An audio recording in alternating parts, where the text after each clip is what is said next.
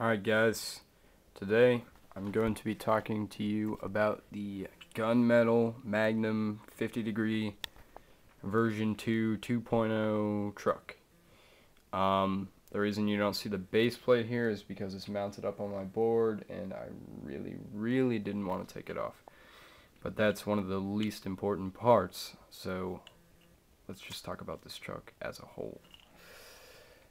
Alright, so get into the hanger first. From looking at the truck, what you're going to notice is this truck looks practically identical to a Caliber truck. I don't know if the owners of these companies have any affiliation with each other, or I don't know which company came first, but there is strikingly similar aspects of this truck to the Caliber. And what I'm going to try to talk to you about today is the differences, the few that there are, but the differences. Alright, so one of the main differences between this and a Caliber truck, which you can find the review for on my page somewhere, is that this, let's see, the area where the kingpin fits through the center of the truck isn't a straight up circle or oval. It's actually got a kind of a weird shape to it. You got the little standard, I don't know, groove down there. And then on the sides, instead of it being circled up, they stick out a little bit more. And what this allows for is when you're turning on the truck, so your kingpin is not going to be hitting the sides of the truck. No matter how loose you have them, you can turn this truck and the kingpin will never hit the metal on the inside of the truck here. So that's a really good thing, I think, because metal hitting kingpin, there's going to be some consequences there at some point. So you got your perfectly straight little nipple, as I like to call it here.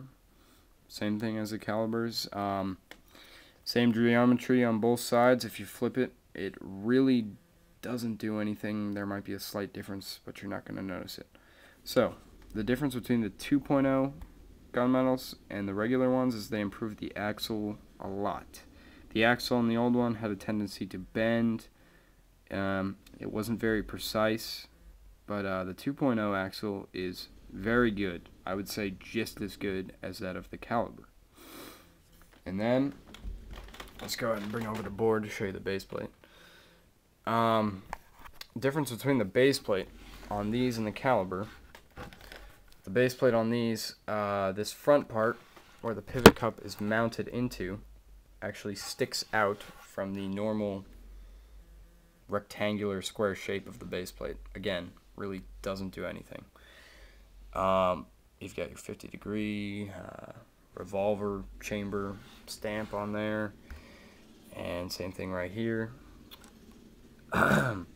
One thing I have noticed is that these wheels these trucks don't seem to shorten your wheelbase quite as much as the Caliber does, and that's a better thing if you're getting into drop-through boards, if that's what you're going to be mounting on.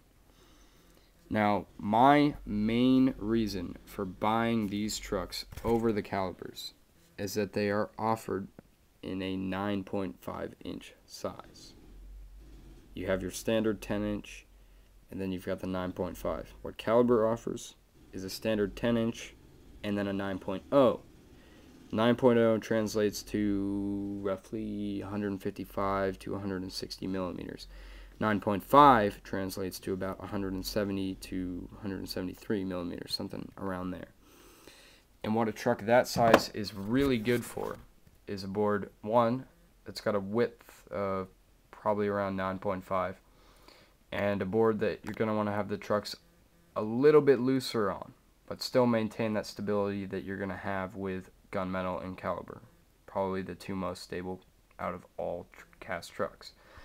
So the size of 9.5 for me, for the board that I have them currently set up on now, is perfect. I think a 10-inch truck would be a little bit too wide, and the 9-inch truck would certainly be too short. So Gunmetal has found a really good truck size here with the 9.5.